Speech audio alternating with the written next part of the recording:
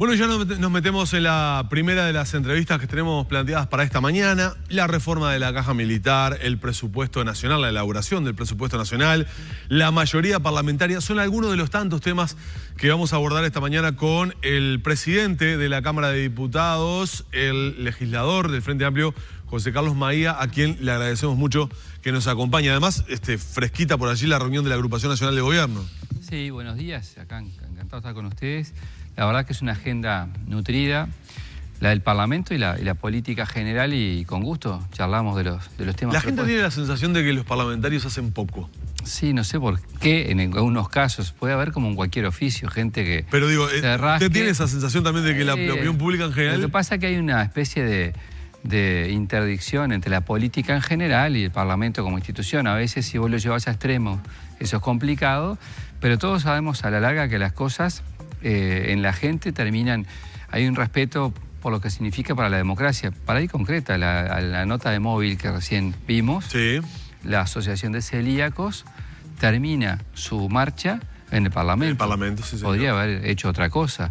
Van ahí y esperan ser escuchados, y ahora de mañana le llevaron una nota al vicepresidente de la República. Sendik. Entonces, y hay un evento también en estos días en el Parlamento vinculado a eso, un seminario, o sea que también hay parte de imagen pero a la larga creo que en los uruguayos, por suerte, subyace un apego fuerte a la democracia, y el Parlamento es la mejor expresión. Claro, durante la reunión de la mesa de la Agrupación Nacional de Gobierno, bueno, en el análisis obviamente estuvieron muchos temas que tienen que ver con la agenda país.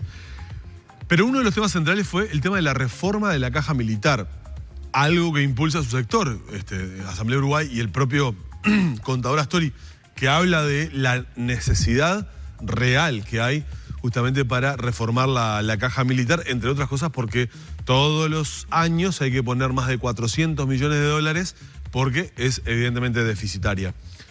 ¿Se avanzó en algo en esto o definitivamente está trancado el tema? No, eso... Y es inviable. Yo creo que, primero, está a nivel del Poder Ejecutivo. Sí. Es decir, todavía no llegó al Parlamento la iniciativa, porque además es privativa del Poder Ejecutivo. Nosotros después tenemos que discutirla. Lo que hay, hasta a nuestro modo de ver las cosas, es una situación que no admite dos lecturas. ¿Por qué? Porque, bueno, hay una caja que le genera al Uruguay en su conjunto un servicio de prestaciones, tiene otro nombre, pero para hablarlo claro, es una caja digamos, de jubilaciones y pensiones que le sale al país 470 millones de dólares este año, y que tiene una situación estructural que hay que corregir y que refiere a cómo se jubilan, la edad que se jubilan, las características de la misma, los montos de las jubilaciones. Tienen una cantidad de componentes que vienen de la época de la dictadura militar. Es la única caja que no se ha modificado, todas las demás se han hecho, las civiles, profesionales, bancaria, todas menos esa. Entonces no hay justificación alguna como para no hacer una modificación racional que nada tiene que ver, y lo quiero decir con todas las letras, con una cuestión antimilitarista, ni nada que ver con eso. Se toma en cuenta que las especificidades para hacer la carrera militar son muy particulares y supone una vocación específica muy fuerte. Es decir, hay que tener en cuenta sus características, pero lo que no puede haber es que haya una diferencia tan grande entre este sistema jubilatorio y el que tiene el resto de los uruguayos. ¿Y por qué en algunos sectores importantes dentro de la izquierda genera tanto reparo esto? En realidad yo lo que no tengo todavía es una confirmación explícita de esto. Es decir, yo no tengo un pronunciamiento... Bueno, un ministro, nada más ni nada menos como el ministro de Defensa, en su momento se ha pronunciado en contra de esto. Sí, porque, tal como está planteado. Por eso, lo que hay son diferencias por la cartera. El ministro de Defensa obviamente tiene, entre comillas, su interna, que debe estar reclamando determinadas posiciones. Y es lógico que quienes son parte de las Fuerzas Armadas, en lo que refiere a este capítulo, que son los altos mandos, tengan ciertas aprehensiones, y que obviamente un régimen como este no van a querer que lo toque. Pero acá el legislador y el gobierno tiene que primar el interés general. Y bueno, se está trabajando en una propuesta que entendemos va a ser viable y que va a tener aprobación, esperemos, este año. Nosotros, como tú lo decías en la presentación del tema, creemos que no hay justificación alguna como para que no se intervenga y se intervenga efectivamente en esto. Porque a veces te pasa la máxima que querés cambiar todo y no cambias nada. Bueno, muchas veces la lógica son las reformas posibles. Y sin duda en este caso la reforma necesaria, esto es necesario. ¿Cómo ha tomado el anuncio de las últimas horas del diputado Gonzalo Mujica de que luego de la rendición de cuentas entrega la banca al Frente Amplio? Bueno, yo tuve alguna conversación personal con él, algo me he adelantado hace unos días, que bueno, obviamente estoy siguiendo con atención el tema. Me sorprendió un poco cuando me lo transmitió, todavía no explicitó a fondo las razones. El tema con respecto a la banca, en este caso de Gonzalo, y en esta situación en particular, lo que yo siempre he dicho, que lo que se pone en juego en realidad con esta situación que estaba planteada hasta hoy, es la voluntad de la gente. ¿Por qué?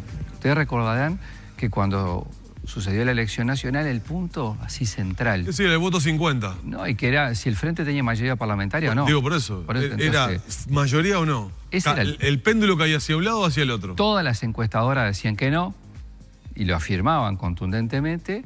Obviamente la oposición que quería llegar al gobierno también lo decía, porque tenía interés propio, pero la gente dijo que tenía que haber un partido que tenía que ser mayoritario para gobernar. Bueno, la decisión de Gonzalo cambió eso, que era la expresión popular de la mayoría de los uruguayos, y esa era la mayor contradicción, mucho más allá de los argumentos, las decisiones políticas puntuales o concretas. Y bueno, si se da esa circunstancia, habrá que analizarla. Pero digo, ¿este anuncio hace respirar al Frente Amplio? No, a ver... ¿Trae alivio? Te trae, las cosas volverían a lo que la gente decidió, mucho más que al Frente. Insisto, el fondo de esto tiene que ver con un pronunciamiento ciudadano, con lo que alguien, quien fuera que haya votado al Frente, dijo, bueno, este partido tiene que tener mayoría parlamentaria. A ver, pongo un caso. Yo tuve 10 años en la oposición, perdí todas las votaciones, las grandes, las medianas y las chicas. Partido Colorado, el Partido Nacional, hacían acuerdo, coalición, coincidencia, como se llamara, según la época, y llevaban al Pleno de la Cámara sus acuerdos y ganaban todas las votaciones importantes. El Frente lo hizo después y el tema en esto no son manos de yeso de antes o de ahora, es cuál es la legitimidad democrática. Claro, ahora el anuncio de Gonzalo Mujica es que deja la banca después de votar el presupuesto. Está bien. Después de la rendición de cuentas. Es su decisión. Pero bueno, pero no es menor. No, claro, evidentemente. Porque digo, ese voto que puede torcer hacia un lado o hacia otro, el tema de nada más ni nada menos que la rendición de cuentas del presupuesto nacional, va probablemente a alinearse, o uno supone que se va a alinear con el discurso que ha tenido en los últimos meses, que es con la oposición. Sí, vamos a ver. ¿Usted dice que no? Sí, yo quiero verlo, porque en realidad estoy convencido primero que va a haber rendición de cuentas y que van a estar los votos para que exista. Después los contenidos, esto es qué va a haber adentro, ese es el punto. En el artículo por artículo. El artículo por los cuando capítulos. Se abre los capítulos. Cuando vas a abrir los capítulos, ahí. vos que tenés experiencia parlamentaria. Sí, ahí empieza el tema. Ahí es donde se define la cosa, porque la votación general es una orientación de que haya rendición de cuentas, pero cuando vas a los capítulos, a las unidades ejecutoras, cuando vas a cada caso, es lo importante. Entonces, me parece que ahí está la cuestión. Y interpreto que la decisión de Gonzalo Mujica tiene que ver con lo que es la importancia de la rendición de cuentas, porque todos sabemos que para nosotros el gobierno es un instrumento muy importante y para este año en particular, para el gobierno es muy importante porque es el que está en la mitad del periodo y es en el cual vos tomás el impulso para cerrar la administración, para desarrollar los 3 años restantes. Entonces, no estamos hablando de cualquier norma. Si esa es la referencia, es claro que está bien que sea. ¿Por qué?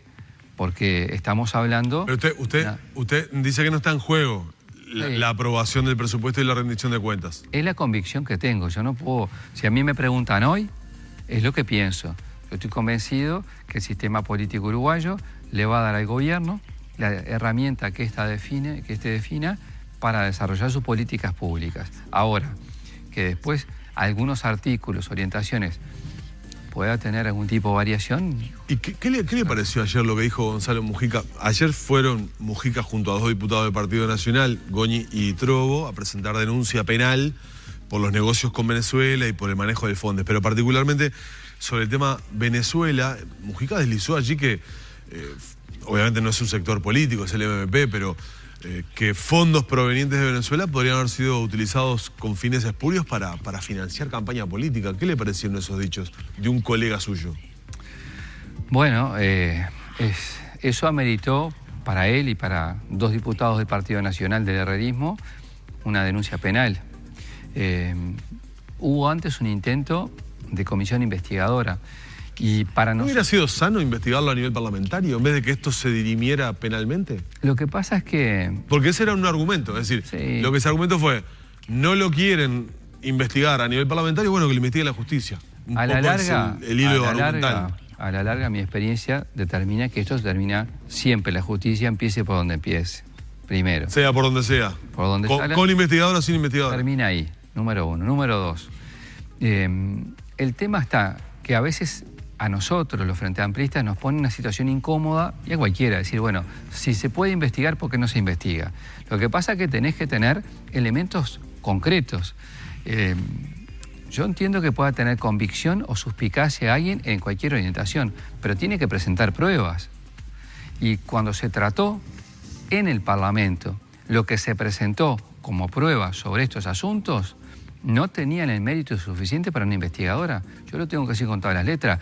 Puede cualquier persona, los diputados, lo que fuera, tener la convicción, la suspicacia de lo que fuera, pero nosotros lo que tenemos que basarnos son en elementos concretos. Y a veces pasa, no digo que sea el caso porque no tengo la más pálida idea de qué fue lo que presentaron en la justicia estos diputados, pero cuando vos tenés una especie de recorte y pega de diarios de esto, de lo otro, está bravo. Entonces, ante opinión pública, ante una cámara de televisión, sí, bueno, si investigás o no investigás, pero cuando decidís un tema, tiene que ver con los elementos que vos tenés a la hora de decidir esto. Entonces, mi aprehensión sobre el tema es que mañana pase con las investigadoras lo que pasa en opinión pública con la mayoría de las interpelaciones, que como se utiliza tanto ese mecanismo, en realidad, para ustedes, para la gente, no es un hecho que genere novedades, no es algo que genere un movimiento en opinión pública. Se ha desgastado, dice usted, el instrumento, desgasta. Se ha mal utilizado. Mire, ahora nosotros tenemos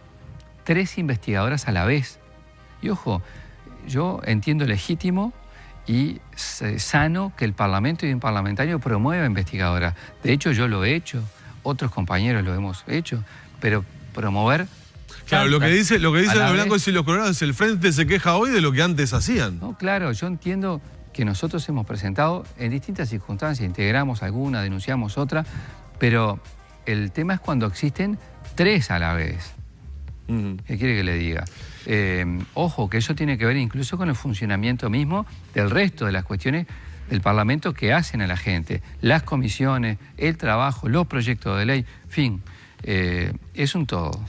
A propósito de todo esto que estamos hablando, el próximo miércoles será interpelado el canciller de la República, Rodolfo Noboa, por toda la situación Venezuela, sobre todo por el posicionamiento que ha tenido el país, por la situación. ¿Cuál es la postura que tiene usted sobre el tema? Es rara esta interpelación, ¿eh? ¿Rara por qué? Y rara, porque imagínese, yo he leído y he escuchado a una parte importante de la oposición apoyar lo actuado por el ministro y por el gobierno en su conjunto.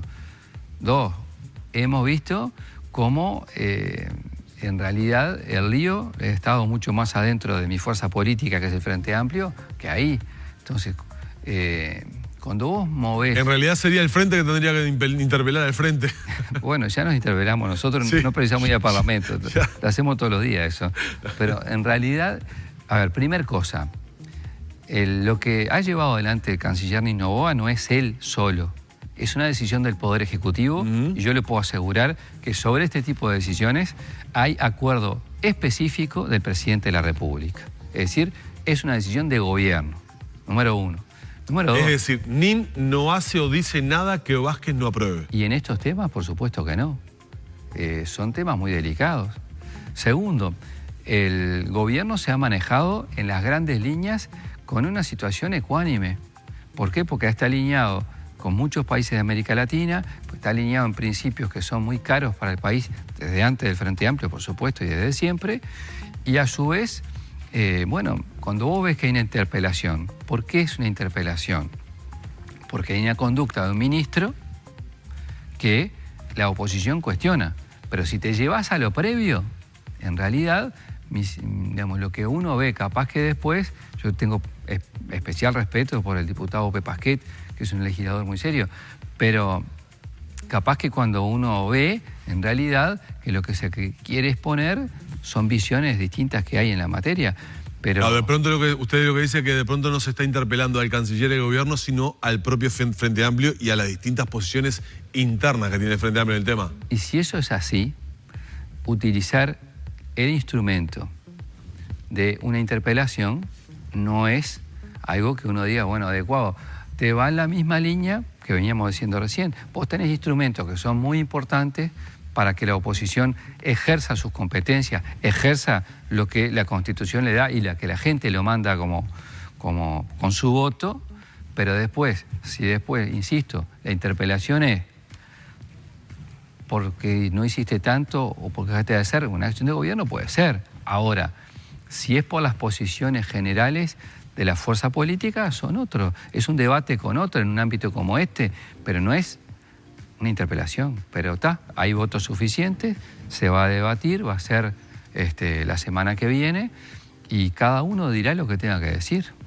No hay otra. Usted durante una última columna que fue publicada en el portal Ecos fue muy crítico sobre las políticas que se desarrollan en materia de niñez y de primera infancia. Menciona, por ejemplo, entre otras cosas, que hoy no está entre las preocupaciones o de las prioridades que tiene el sistema político. ¿Por qué dice eso?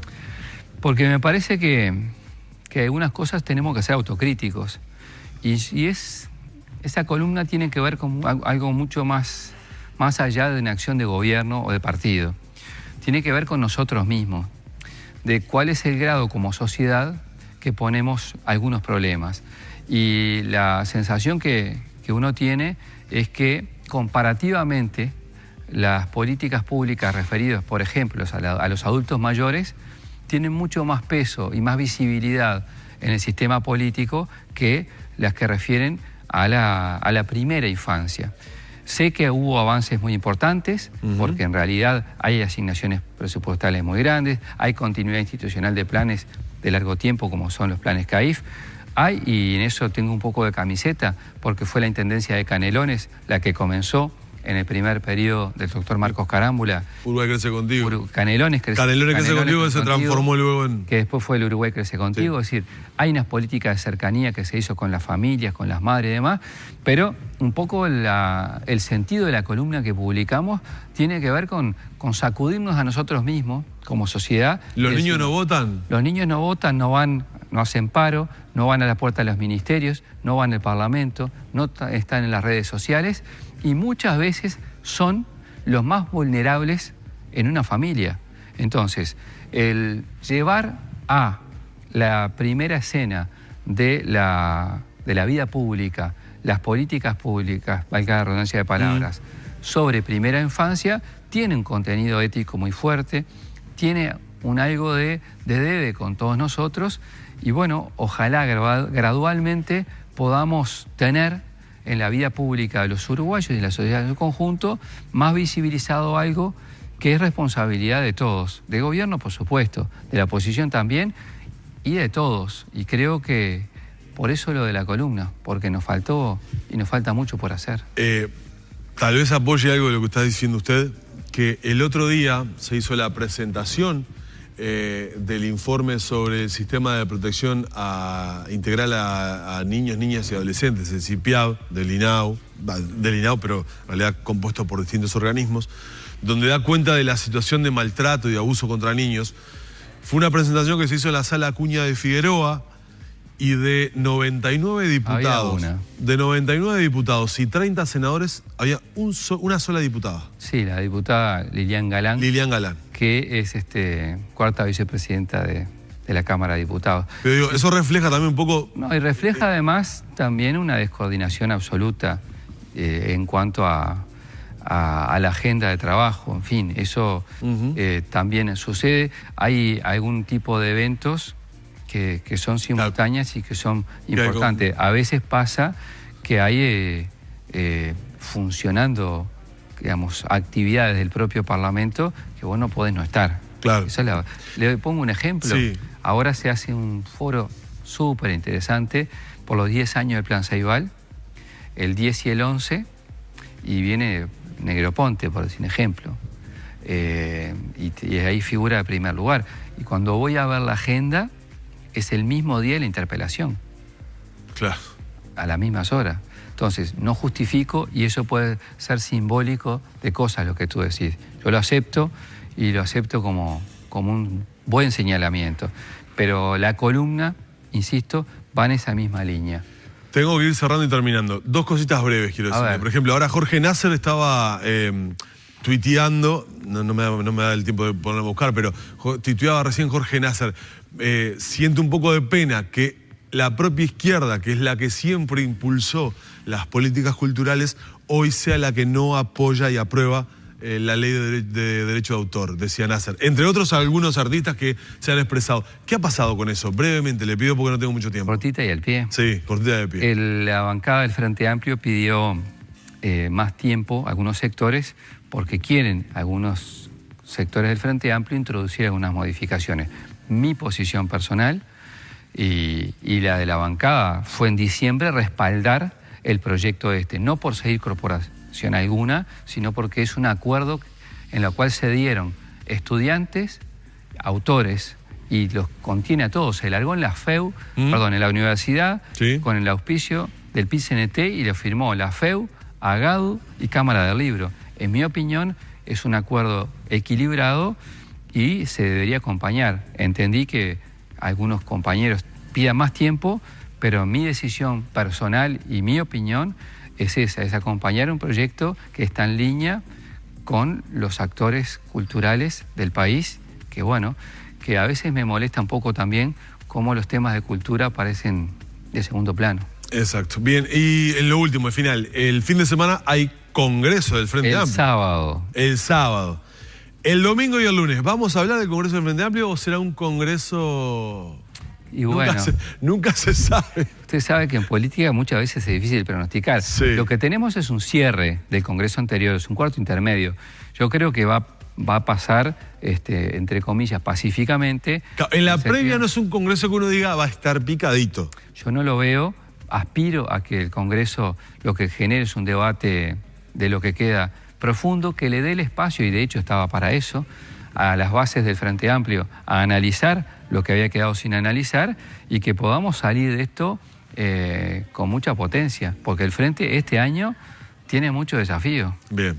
Usted va a tener muchos desafíos como presidente de la Cámara de Diputados este año, porque es un año muy particular, el año donde se aprueba la rendición de cuentas, que es en realidad aquel presupuesto partido hacia el final del quinquenio, que va a ser determinante para poder tener los recursos que el programa de gobierno y el propio Poder Ejecutivo quiere llevar adelante, y con estas alternativas y vaivenes parlamentarios de interpelaciones, de investigadoras, así que va a tener bastante trabajo. No creo que haga la plancha este año. No, usted. Este año, como todos los años, son duros, pero este es un año decisivo, así que vamos con toda la gana. Gracias, Maía, por habernos acompañado. Vamos cerrando la entrevista por acá con el presidente de la Cámara de Representantes, el diputado José Carlos Maía.